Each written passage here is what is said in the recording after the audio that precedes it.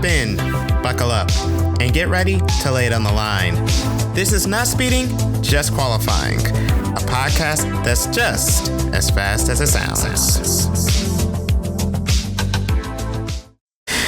What's up, family? Welcome to the first ever episode of this new project I'm calling Not Speeding, Just Qualifying. It's a podcast, and my tagline is a podcast that's just as fast as it sounds. So I know what you're thinking. Who is this guy you're listening to right now? Well, let me tell you a little bit about me. My name's David Lawrence. I come from this little town called Albany in Georgia. And for anyone international that happens to come across this, I'm talking about the U.S. state, not the former Soviet Republic. How did I get into racing? I've been a fan since the age of 6. My auntie and I, we just started watching NASCAR and became a huge fan of Jeff Gordon right away. He had the rainbow paint schemed DuPont 24 with those neon numbers.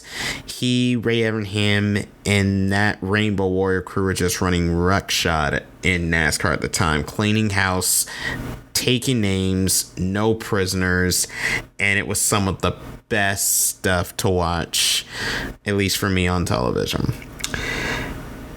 After that, I literally got hooked and I just started finding everything. This was right after the CART IRL split, so you had IndyCar in both CART and IRL. I got hooked to Formula One. And by 2000, I found my way into sports cars, rally. Literally everything. 4 wheels, even 2 with MotoGP and World Superbike, and the American motorcycle scene with the Daytona 200. Safe to say, I've truly made motorsports a passion over the last 25 years.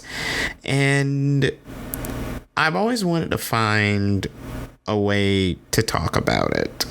And I think I finally found that chance here with this podcast. So you probably heard the name Not Speeding, Just Qualifying. David, how did you come up with that name? Well, it was a little bit of inspiration. On my wish list was a couple of signs I got out of Hobby Lobby. And I will give Hobby Lobby and their vendors credit with this one. One of the signs that my mom got me for Christmas is this speed limit sign that has "I'm not speeding, I'm just qualifying." And I said, that's hilarious. And I said, you know what? That wouldn't be a bad idea or a bad name for a little podcast show. So with that being said, here we are. That's how I came up with the name. And hopefully it sticks. I think it'll be a lot of fun. So with that being said, no speeding, just qualifying. What is it? What I want to do on this journey is I want to take you all, my listeners, along for the ride as we touch all forms of motorsport. And I don't want to touch just the popular forms such as NASCAR, IndyCar, Formula One, but I want to touch some of the lesser known and get some of you casual people, family, friends that might listen to this. I want to introduce you guys to series such as Super GT in Japan, the World Endurance Championship, the Supercars Championship down in Australia, DTM, the German GT Sprint Series, and not just on 4 wheels, but on 2. I want to cover MotoGP. I want to cover Supercross and so many more. I want to talk some racing, want to make some content, find some joy in doing this. I just want to have a lot of fun, and hopefully you guys can come along with me on this little journey. And there's a reason I chose Not Speeding, Just Qualifying. I want to make these podcasts nice, quick, and concise. Usually qualifying in most series only last between 10 and 20 minutes. So that's how long these podcasts will go.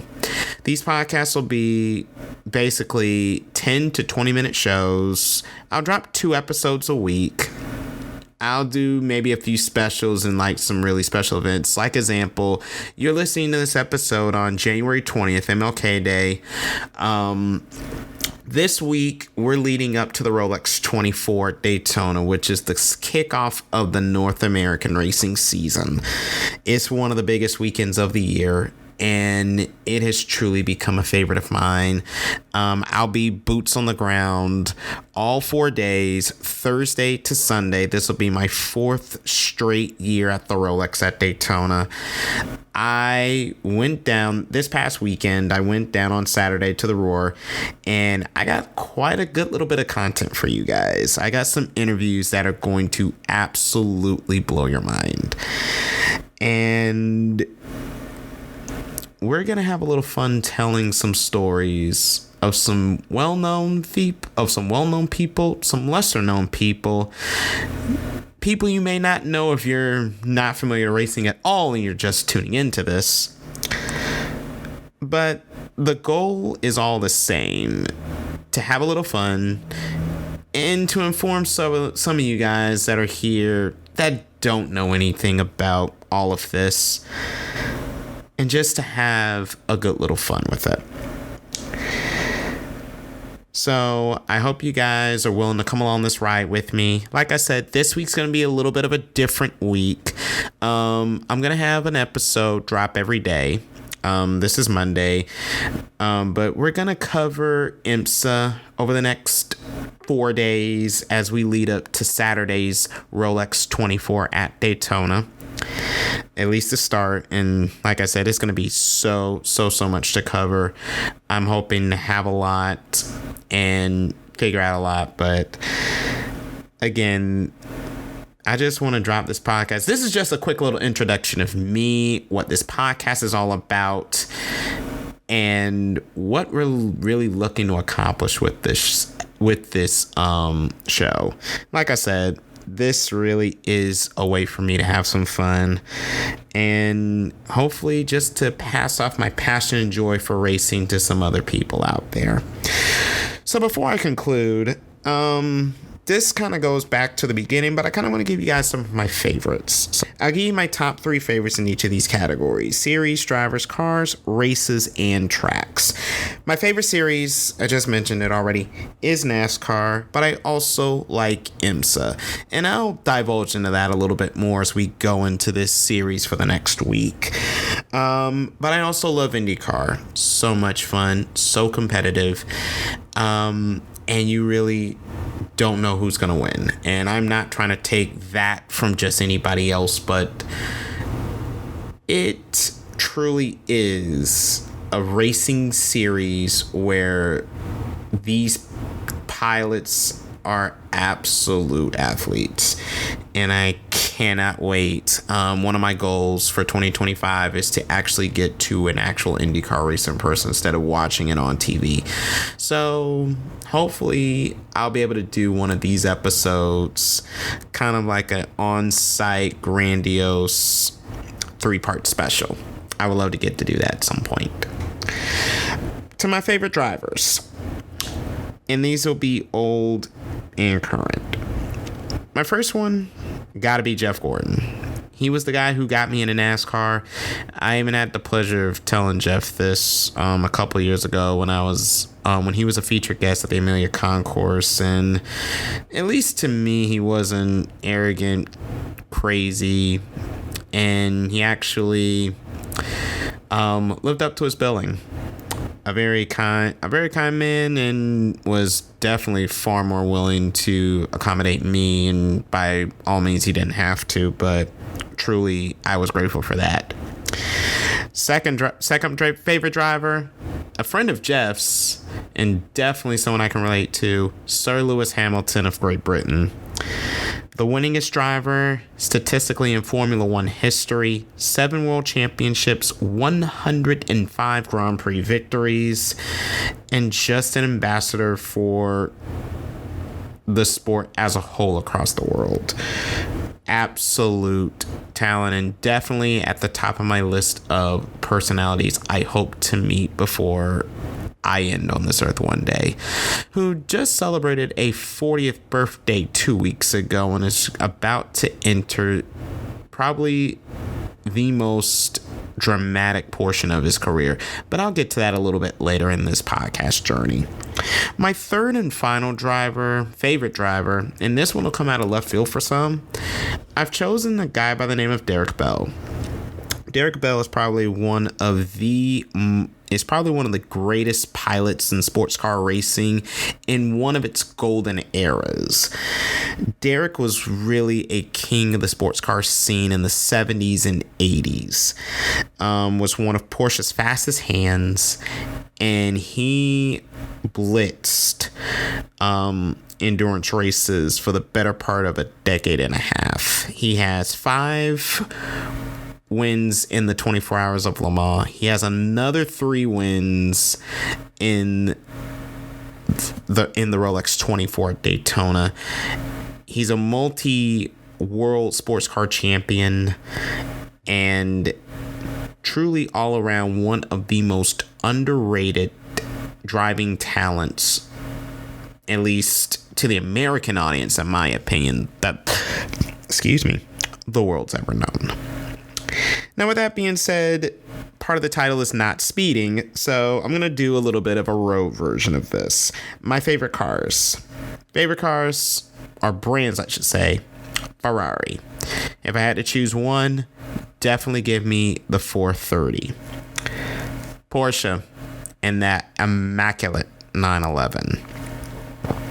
And of course, Corvette and that brand new C8 Stingray. Oh my goodness, that thing is a work of art.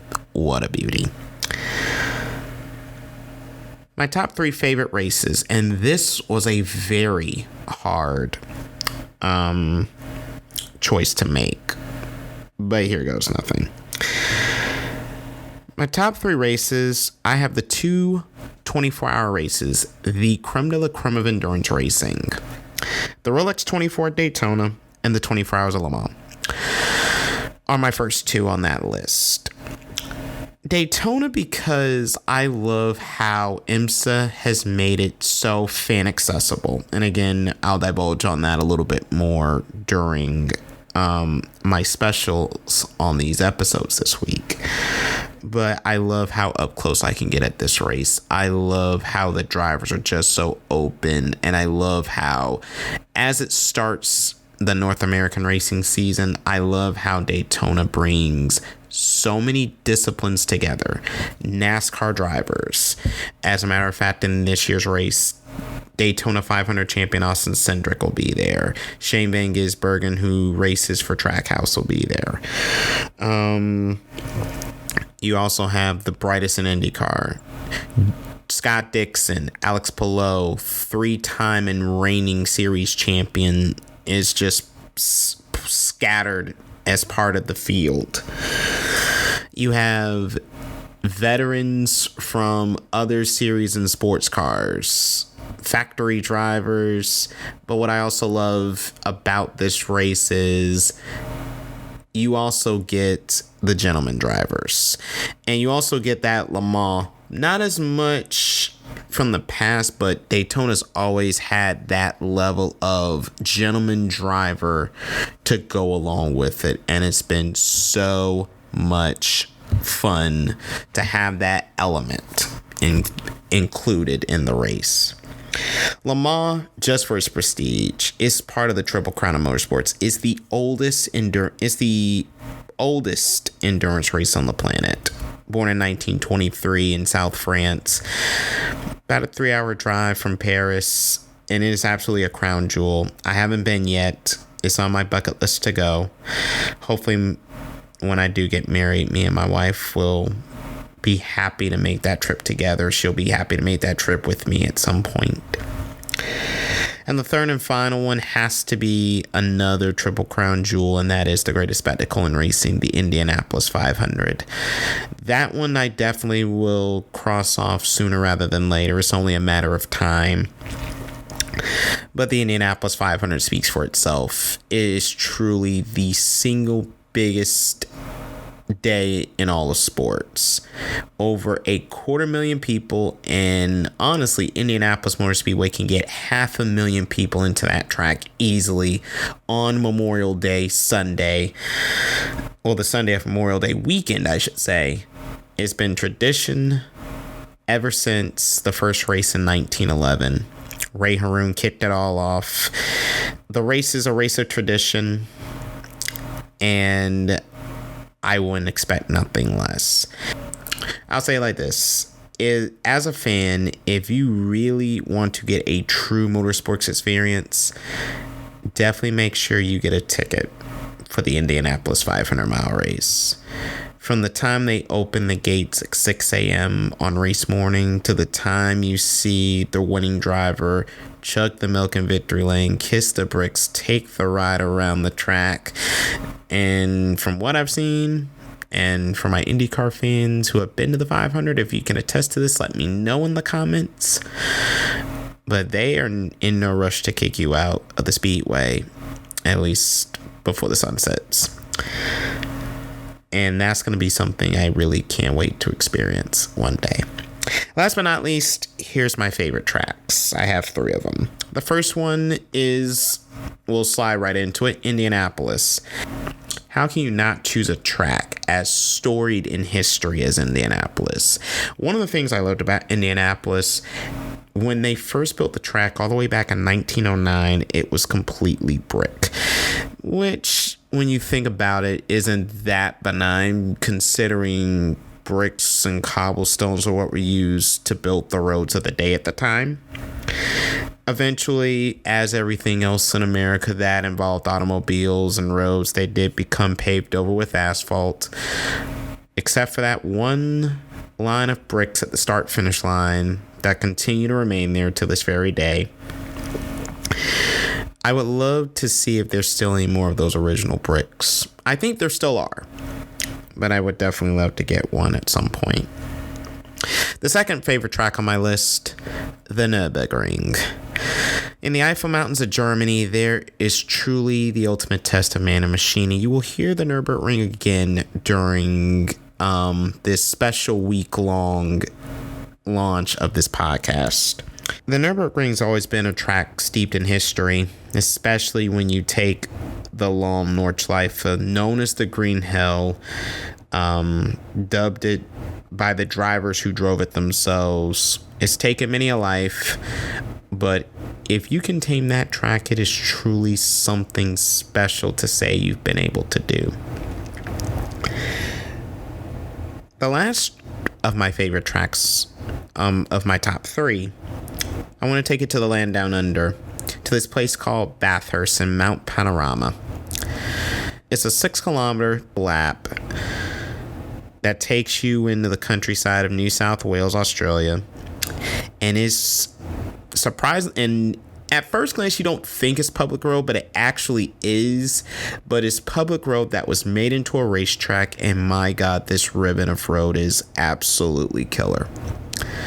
From the undulations, from the climb to the top of the mountain, where you can literally see one of the best views in all the world as you look down on the town of Bathurst and just looking on the New South Wales countryside at what's called the skyline. As a racer, you're dropping down elevations and you literally are inches from the wall. No mistakes can be given. You're literally on the edge of your seat for the entire lap. And cars have made it now they can do sub 2-minute laps, whether it be sports cars or touring cars nowadays. It used to be over 2 minutes plus, even when it was in a simplified layout. Well, the layout isn't different for the most part. 1 or 2 changes have come over the years. But if you really want a true driving test of man, skill, and mettle, Mount Panorama Bathurst is definitely the place you want to go. So with that being said, that'll conclude my first ever episode of Not Speeding, Just Qualifying. And I hope you guys enjoyed this episode, getting to know me and some of the favorite things about racing that I love. And if you come across this, let me know what's some of your favorites, and let me know how much you guys enjoyed this episode. Just for now, stay tuned to my YouTube channels. This is where it'll be pretty much primarily for now, until hopefully if you guys get behind me and we can get some stuff going, maybe we can get this in some bigger places like Apple Podcasts, Spotify, and all the big places where you can get your podcasts, as the kids say these days. But with that being said, thank you guys so much for finding me. Thank you guys so much for listening. I appreciate you guys so much for listening. Trust me, there are a million podcasts out here, and the fact that you guys found mine, decided to listen, and give me a few minutes of your day, trust me, that means the world to me, and I appreciate it so much. If you're looking for me, follow me on my personal channel, Beloved and Unbowed, on Instagram. I'm at D.A. Lawrence Jr. on X. David A. Lawrence on Facebook. David A. Lawrence on Facebook. And you can also follow me at DAL Motorsports. That's DAL Motorsports on X, Instagram, YouTube, and Facebook as well. With that being said, thank you guys so much. I will see you guys tomorrow for another episode, and I think you guys will enjoy that one. I really hope you do. Thank you guys so much for coming along for the ride. I'm David Lawrence, and remember, you're not living life until you're absolutely flat out. See you next time, everybody. Have a good one.